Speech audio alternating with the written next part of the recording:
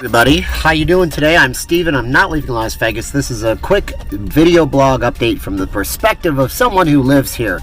Does Vegas care about gambling as much as you think it does? It probably doesn't. And why is it that we seem to be tracking and luring in the same people now that we were in 1995? So let's explain this for a moment. How are we getting the same people here that were here in 1995? That's preposterous. That's 95 to 2005. That's 10 years. 2005 to 2015. That's another 10 years. And then there's 5 years in there. That's 25 years.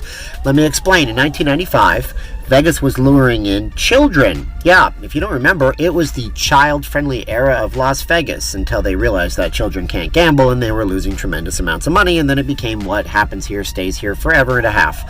One of the most successful advertising slogans of all time, I might add.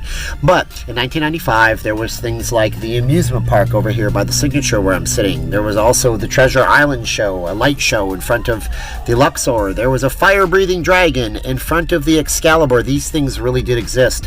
And who were they luring? They were luring families with their children. If a child was 10 years old in 1995, that makes them 35 years old now. If a child was 15, that makes them 25, 35, almost 40.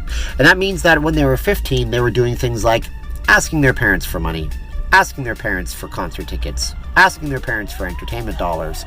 Those people were who Vegas was in a way courting in 1995.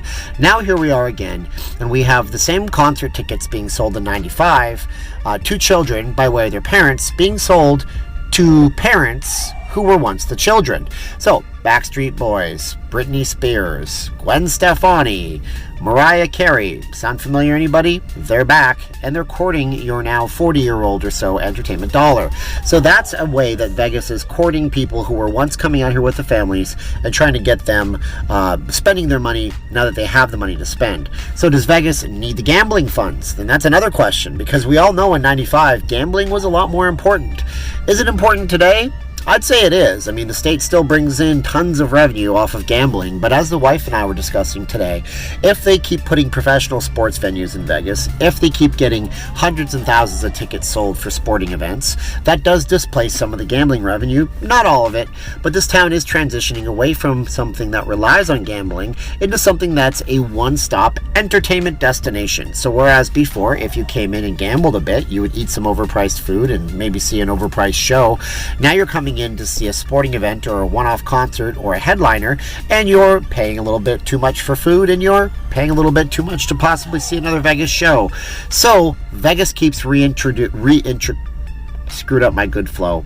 I did it again. I did it in a video just the other day. So Vegas keeps reinventing itself. It's truly the chameleon.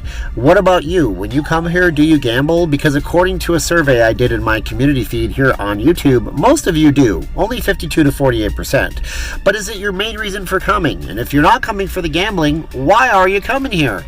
Make sure you leave a comment below. This video is taking place of my stadium update, which I edited it incorrectly and I ruined the audio on. Starting back from square one, I'll never do that again, but there's a Raiders Stadium update coming, and I hope you guys watch that one. So like, share, subscribe, hit the little bell, and leave us a comment, and I'll talk to you guys in another video. Bye-bye.